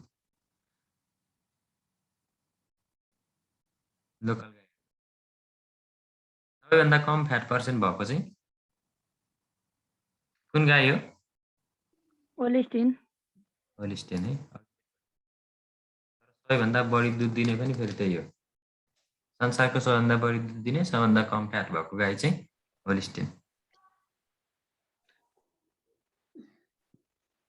एउटा क्वेसन तपाईँ सर गेस्टेसन पिरियड सबैभन्दा छोटो भएको गाई? गेस्टेसन पिरियड सबैभन्दा छोटो भएको गाई, गाईको गेस्टेसन पिरियड भनेको 280 दिनको हो है। 280 दिनको गाईको हुन्छ। सबैभन्दा कम कस्तो त हेर्नु होला। लुलु गाई हो। हुन्छ सर 252 दिन। त्यो चौरी हो। चौरीको गाईमध्ये पहाडी गाईमा पनि सबभन्दा कम हुन्छ भनिन्छ है। तर अब पहाडी गाई तपाईँहरूलाई सिलेबसमै छैन, त्यति ध्यान दिनु परेन। सबैभन्दा थोरै चाहिँ जस ग्यास्ट्रेसन पिरियड चाहिँ उसकै हुन्छ चौरीको। 252, त्यसपछि पहाडीको है 275 दिनको भन्छ। 75 दिनको पहाडी गाईको भयो। पहाडी गाईको, तर पहाडी गाई चाहिँ सिलेबसमा छैन है, पढ्नु परेन त्यसलाई।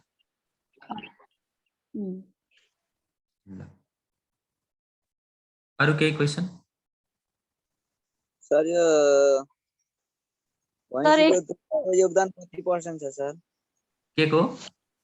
भैँसीको दुधको योगदान कुल दुध उत्पादनको पर्सेन्टमा योगदान अनि कति मेट्रिक टन वार्षिक उत्पादन हुन्छ सर?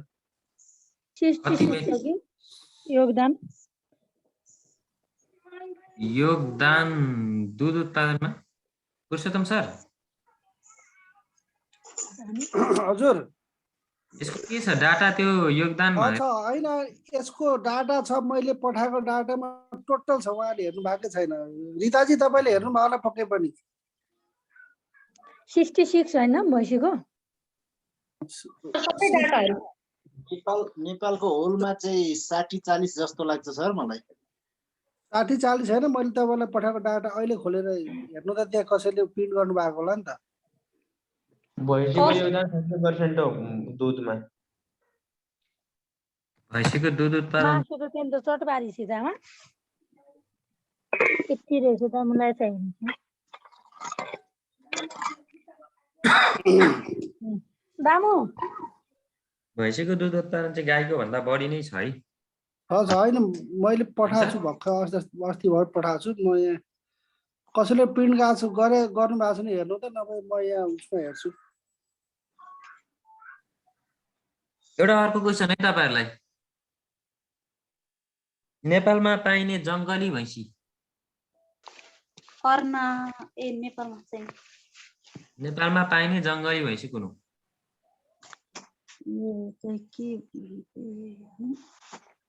अर्ना हो सर। अर्ना है। कहाँ पाउँछ?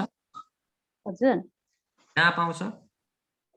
यो चाहिँ के अरे कुन राष्ट्रिय निकुञ्जमा कोशी वन्यजन्तु टापुमा कोशी टापु गण्डकी प्रदेशमा 13.43% होइन। हजुर अनि भनेको बोफेलो सुन्नु है सर यो चौरीमा चाहिँ यो उराङ चौरी यो झोप्यो अनि झुमा भनेर अलिकति क्लियर गराएन सर, मैले अलिकति बुझिनँ। फेरि मैले क्लियर गराउँदैछु है। त्यसमा चाहिँ मैले पनि नबुझे हो यो के हो बुझ्नु भयो ल, फेरि यसलाई अझै क्लियर गर्नुहोस्, म फेरि भन्दैछु सम्झिनु होला। चौरी भनेको क्रस हो है। याक र पहाडी गाईको क्रसबाट जन्मेकोलाई चौरी भनिन्छ हैन। त्यो मध्ये पनि फिमेल याक र मेल पहाडी गाई है, गाईको गोरु भनौँ न, मेल पहाडी बरबाट जन्मेको चौरीलाई चाहिँ डिम्जो चौरी भनिन्छ है। फिमेल याक पहाडी मेल गाई के गोरु हैन, त्यो भयो भने चाहिँ डिम्जो चौरी है। अनि मेल याक र पहाडी गाई, मेल याक र पहाडी गाईबाट जन्मेको चाहिँ उराङ चौरी है। चौरीको भाले चाहिँ झोपा, पोथी चाहिँ झुमा। ठिक छ, बुझ्नुभयो कुरो? सर अनि यसलाई चाहिँ यो पहाडी बरलाई चाहिँ किर्को पनि भनिन्छ हो? किर्को हो, ठिक किर्को और पहाडी बर है, किर्कोसँगको क्रस भन्छ हैन। त्यही याक र किर्कोको क्रस चाहिँ एकदम ठिक किर्को पनि भन्छ। याक पनि नाग भन्छ नि, याकको पोथीलाई हैन। याकको पोथी नाग नाग र भन्छ है। नाग र किर्कोबाट जन्म्यो भने चाहिँ डिम्जो हजुर। सर किर्को भनेको चाहिँ भएन, गाई नै भएन किर्को, याक त भाले भइहाल्यो। किर्को भने भाले हो। यस्तो हो, सुन्नु है, म फेरि भन्दैछु। पहाडी भाले, पहाडी गाईको जुन त्यहाँ लोकल पालेका गाईहरू छन् नि है, अघि एकजनाले भनिन्थ्यो तिब्बती भनेर नि भन्दै हुनुहुन्थ्यो हैन। लोकल पालेका बर र हाम्रो प्योर ब्रिड याकको पोथी जसलाई नाक भनेर भनिन्छ, त्यसको क्रसबाट जन्मेको चाहिँ डिम्जो। बुझ्नुभयो? पोथी याकबाट जन्मेको भाले चाहिँ पहाडी गाई लागेको बच्चा भनेको चाहिँ डिम्जो चौरी हो है। उराङ चौरी भनेको चाहिँ ट्याक्कै त्यसको अपोजिट, पोथी पहाडी गाई, भाले चाहिँ फेरि याक, त्यो भनेको चाहिँ उराङ चौरी है। त्यसबाट जन्मेका त्यो चौरी छन् डिम्जो अथवा उराङ डिम्जो जुनसुकै भए पनि भाले चौरी चाहिँ झोपा, पोथी चौरी चाहिँ झुमा। क्लियर हुनुभयो यसमा?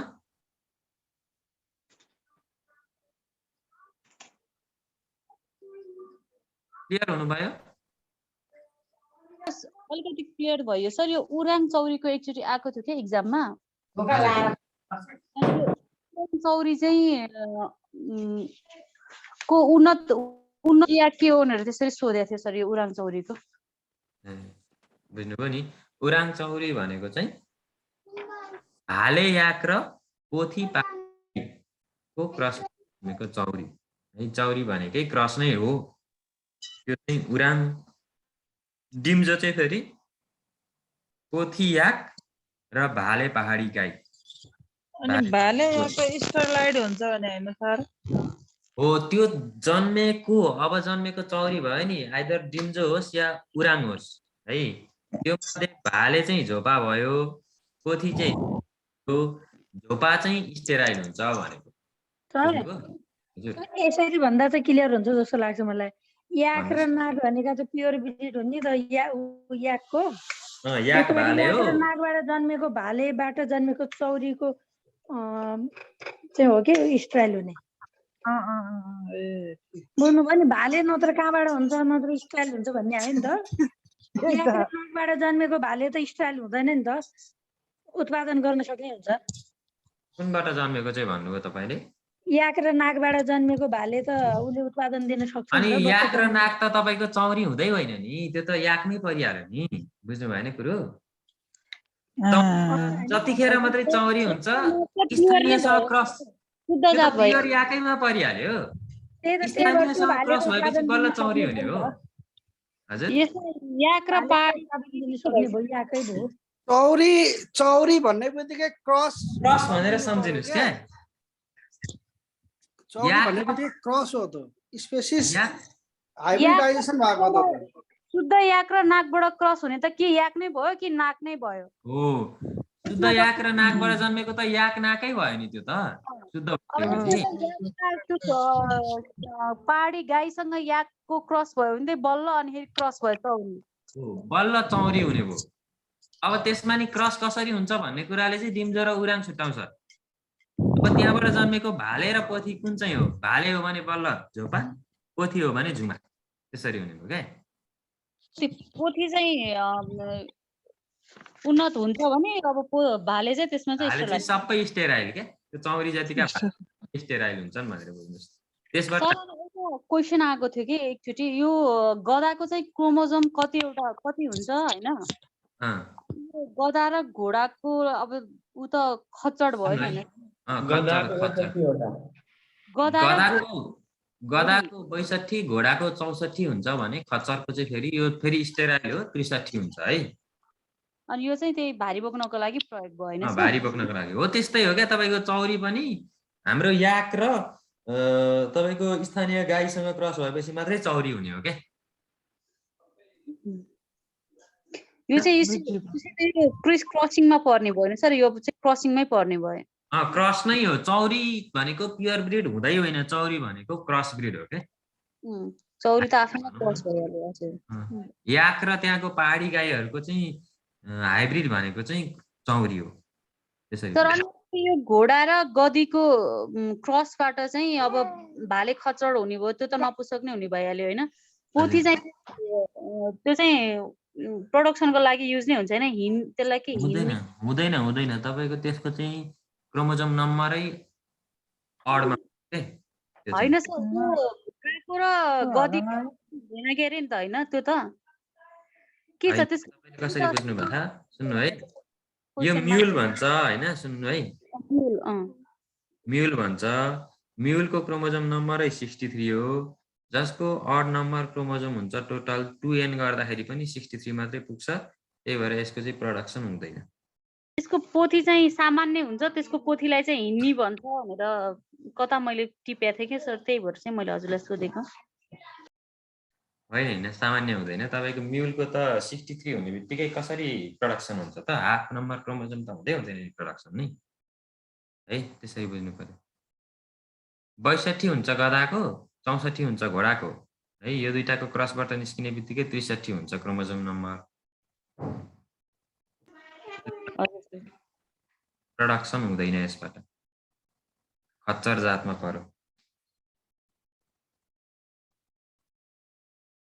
ठीक छ? हजुर ठीक छ सर, हस्, थ्याङ्क यू सर। अरु केही छ हामीले डिस्कस गर्नुपर्ने?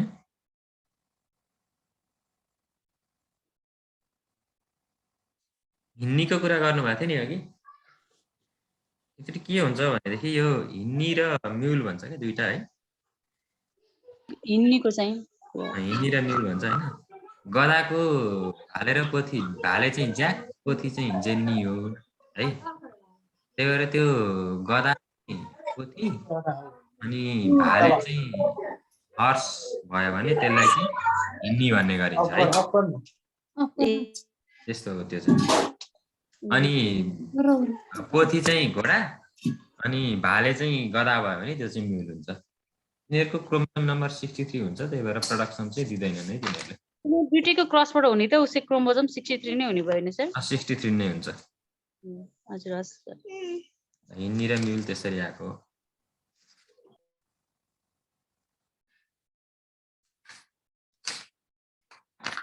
ल अरु केही छ डिस्कस गर्नुपर्ने अब यो मध्येबाट? सर अघि त्यो अर्नाको कुरो भइरहेको थियो नि, कहाँ पाइन्छ सर त्यो? अर्नाको कुरो भइरहेको थियो। नेपालमा पाउने जङ्गली भैँसी एउटा हो अर्ना है। यो चाहिँ कोशी टप्पु वन्यजन्तु आरक्ष, एउटा मात्रै आरक्ष नेपालको। कोशी टप्पु वन्यजन्तु आरक्षमा चाहिँ के कुन भन्नुभयो सर? कोशी टप्पु वन्यजन्तु आरक्ष होइन अर्ना। हजुर अर्ना चाहिँ एउटा मात्रै जङ्गली भैँसी नेपालमा पाइने चाहिँ अर्ना हो। ठिक छ।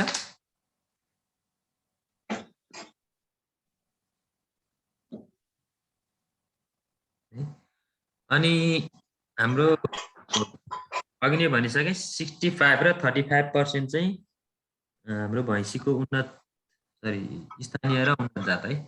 35% चाहिँ उन्नत जातका भैँसीहरू छन् भने 65% चाहिँ स्थानीय जातका भैँसीहरू छन् भनिन्छ।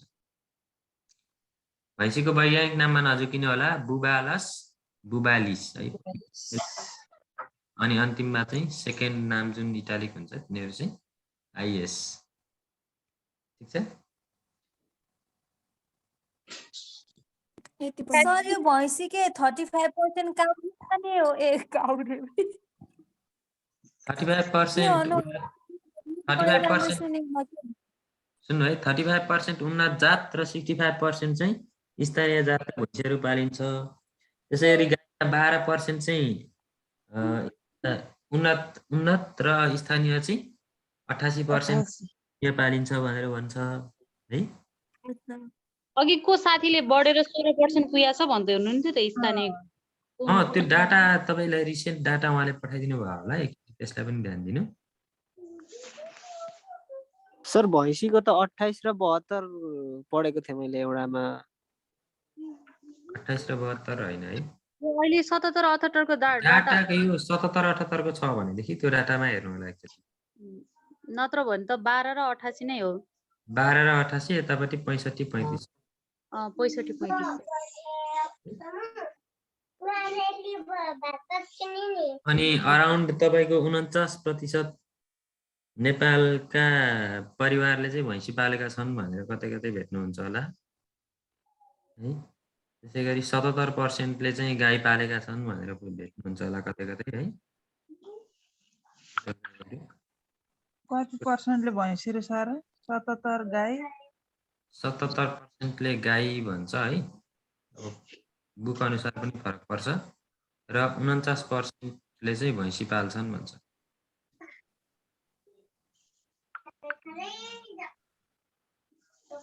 यसरी बुझ्नुस् न, नेपालमा जति घरधुरी छन् तीमध्ये 49% घरधुरीले चाहिँ भैँसी पालेकै हुन्छन् भन्ने कुरा भयो। साइन्टिफिक नेममा क्लियर भयो, गाईको कुरामा क्लियर भयो है। जति पनि हम प्लेस छन् त्यसको साइन्टिफिक नेम बोस्टरस हुन्छ है। हम प्लेस एउटा मात्रै स्थानीय हाम्रो जातको गाईमा एउटा मात्रै हम प्लेस छ, त्यो हो। त्यसको चाहिँ बोस्टरस हुन्छ। अरु सबैको चाहिँ अलि उल्टा लेख्नु भएको छ सर हजुरले भन्दा। हजुर त्यो च्याट बक्समा उल्टा लेख्नु भएको छ एकजना सरले। च्याट बक्समा ठ्याक्कै उल्टो छ के, त्यही भएर म अघि नै झक्क भइरहेको। यो कसले लेख्नु भएको छ यसमा कन्फ्युज नहुनुस्। बोस्टाउरस भनेको होमलेस सोध्ने बोला थियो तर मैले सोधिन।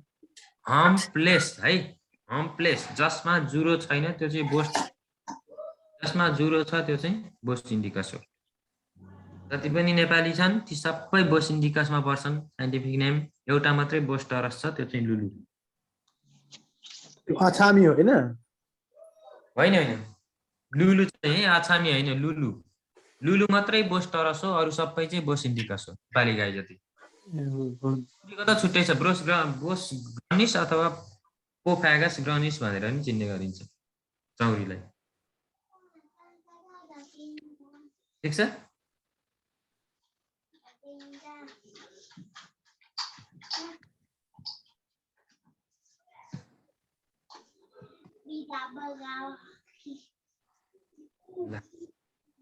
अरु केही छ?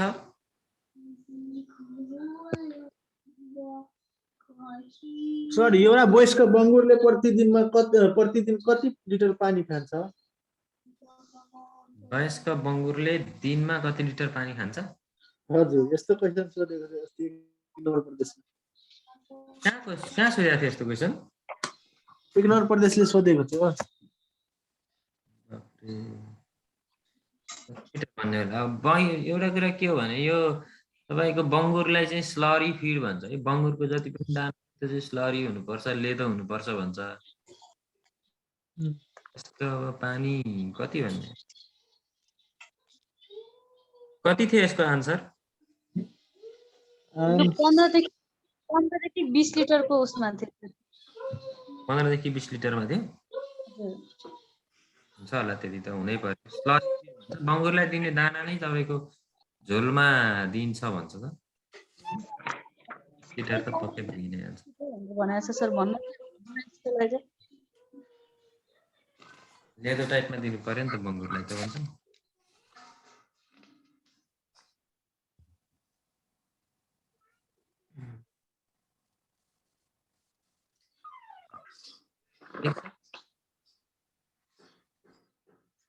यस्तो क्वेसन सोधिदिया हुन्छ नि दिमाग। कहिलेकाहीँ मिल्स ब्रिड र ड्रट ब्रिड भनेर नि आउन सक्छ है। MILCH मिल्स ब्रिड भनेको थाहा छ तपाईँहरूलाई?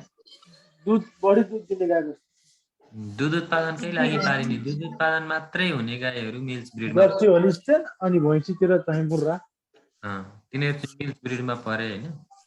अनि जसलाई चाहिँ जोत्न पनि प्रयोग गरिन्छ नि तिनीहरू चाहिँ यो ड्रट पर्पज ब्रिडमा पर्छन् है। मिल्स नि कहिलेकाहीँ सोध्न सक्छ। जर्सी होलिस्टेन ब्राउन स्विसको त ब्राउन स्विससम्म आयो भनेदेखि त्यसलाई मिल्स ब्रिडमै राख्नुहोस् है। अरू चाहिँ तपाईँको नर्मली ड्रट पर्पजमा पनि पर्न सक्छन्। र जर्सी होलिस्टेन र ब्राउन स्विस जुन तपाईँहरूको यो सिलेबसमा भएका मध्येको यिनीहरू तिनवटा चाहिँ एकदमै अनिवार्य मिल्स ब्रिडहरू हुने।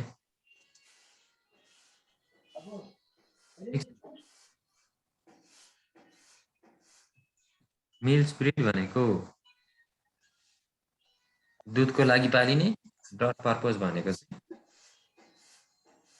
काम प्लस दुध कामको लागि पालिने, कामको लागि पनि पाल्ने।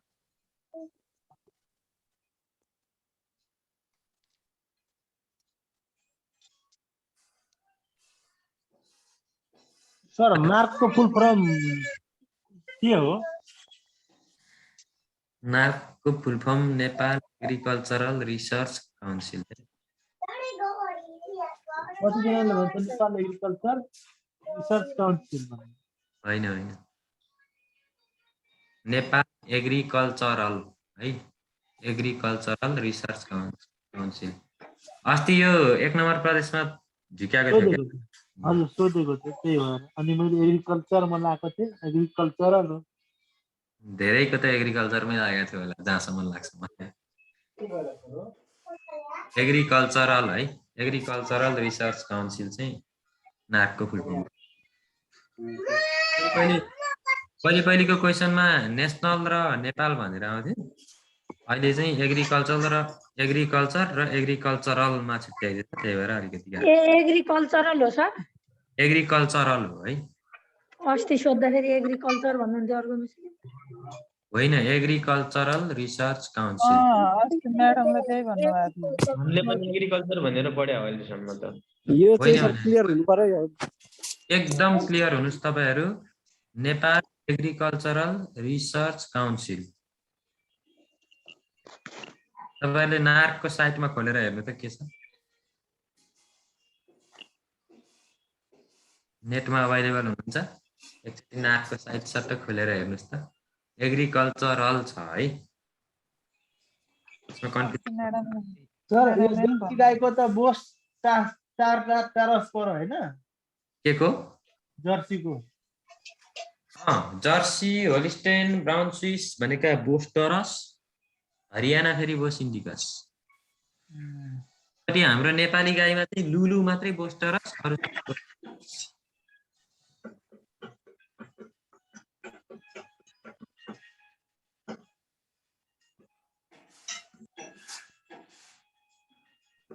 सर गाई भैँसीको दानामा साधारणतया फ्रुट, प्रोटिन र फूल पाच्य पदार्थको मात्रा कति प्रतिशत हुन्छ?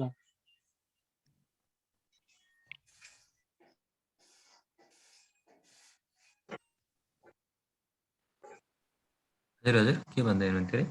गाई भैँसीको दानामा साधारणतया हजुर क्रुड प्रोटिन र कुल पाच्य सुपाच्य पदार्थको मात्रा कति प्रतिशत हुन्छ? क्रुड प्रोटिन र सुपाच्य कुल सुपाच्य या पाच्य के भनेको क्रुड प्रोटिन कति हुन्छ? 18 देखि 68 है छ, 24 देखि 80, 22 देखि 85, 15 देखि 50। होइन टाइपो रहेछ त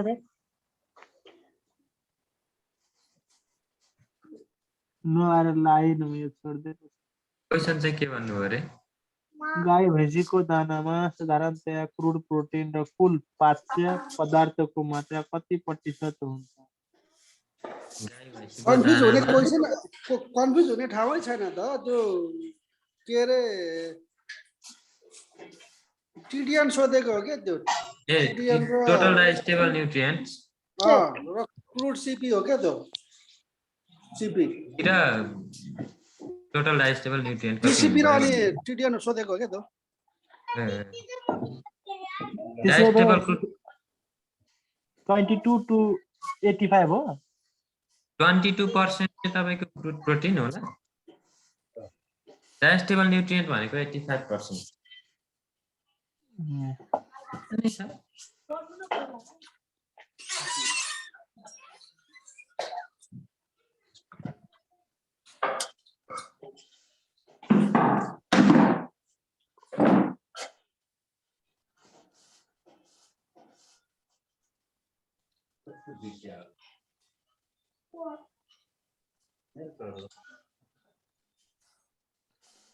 औले गोरु भनेको सुन्नु भएको छ तपाईहरुले कतै? एउटा क्वेसन अर्को औले भनेको के भन्नुभयो सर? औले छैन सर, भनेको सुन्नु बाख्रा भएको छ? औले बाख्रा भनेर चाहिँ सुनेको गोरु हैन, त औले बाख्रा हैन। औले गोरु औले गाई हुन्छ है। औलतिर पाइने कि त्यो माथि लेकतिर भन्न खोजेको। औले गोरु औले गाई भन्छ। यो याकमै रिलेटेड छ है, याकसँग रिलेटेड चाहिँ छ। पहाडी गाई भन्न खोज्यो होला। पहाडी गाईसँग है। याकबाट ढुवानी गर्छ त्यही भएर त्यो हैन सर। औले र औले यो गाई गोरु आयो भने यो याकसँग रिलेटेड कुराहरू है यो चाहिँ त्यति याद थियो होला।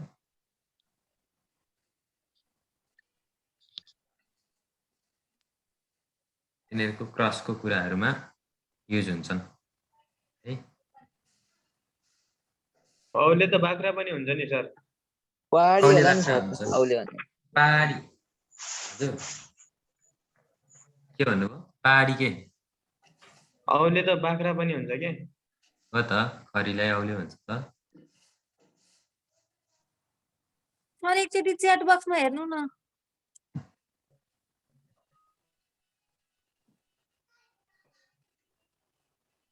तलका मध्ये गाईको पहाडी गाई सर।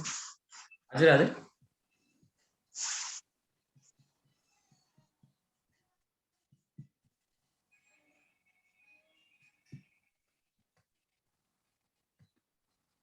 सुन्नु है, यो क्वेसन तपाईले सोध्नु भएको छ। तलका मध्ये यो के अरे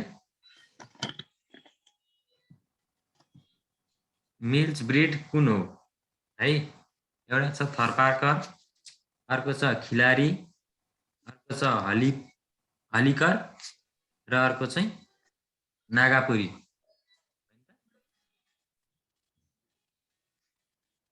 सही आन्सर हो त अमृत। सुन्नु होइन सुन्नु, नागापुरी त गाईको ब्रिड होइन होला, सायद भैँसीको ब्रिड जस्तो लाग्छ मलाई। नागपुरी गाई हो कि भैँसी हो? हलिकर अमृत महल भन्ने सर उसको हो नि बङ्गुरको। यसमा थार पाठक पनि होइन होला नि त सर। हजुर यसमा थार पाठक पनि त होइन होला नि। हलिकर र अमृत महल भन्ने चाहिँ यिनीहरू गाई मासुको लागि पालिने खालका गाईहरू है। यसको चाहिँ सही आन्सर तपाईहरुले बरु यहाँ ड्राउट पर्पसकै लागि पालिने भएको कारणले गर्दाखेरि यो थरपारकर नै मिल्छ होला है। यसमा चाहिँ यो गाईको नै हो गाईको हो यस्तो सोध्ने यस्तो क्या तपाईँहरूको यो अब यो मिल्स ब्रिड खासमा थरपार्कर पनि ड्युअल पर्पज ब्रिड हो तर हेर्नु यसको त सिनोनिम निकनेम जस्तै के को यो के यो थारपाकर भनेको भैँसीको जात होइन सर? हैन गाई हो होइन, यो ड्युअल पर्पज सुन्नु न गाई हो ड्युअल पर्पज ब्रिड हो के खासमा यो थरपकड गाई हो हजुर ड्युअल पर्पजको लागि पाल्ने हो तर अब क्वेसनमा भैँसी चाहिँ मासुको लागि पनि भैँसी के भन्नुभयो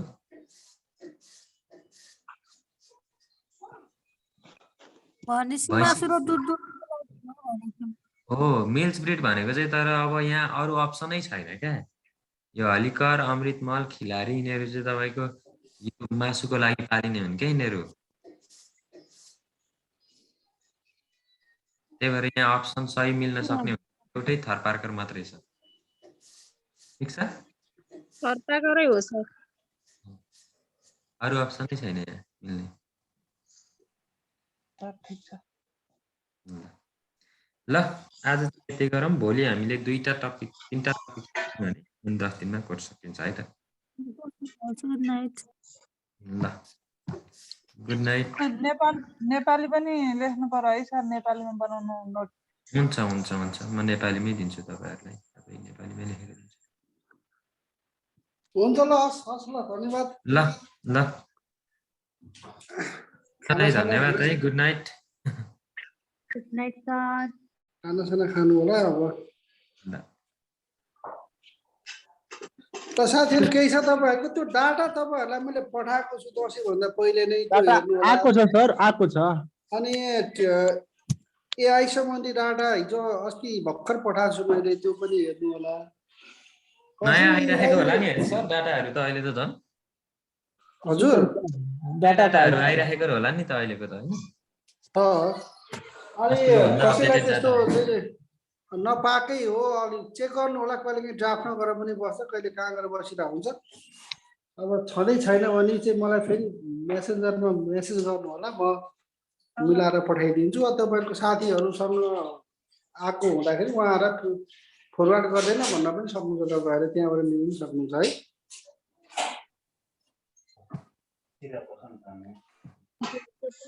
हुन्छ ल सबैजनालाई गुड नाइट भोलि भेटौँ है त हस् सर नमस्ते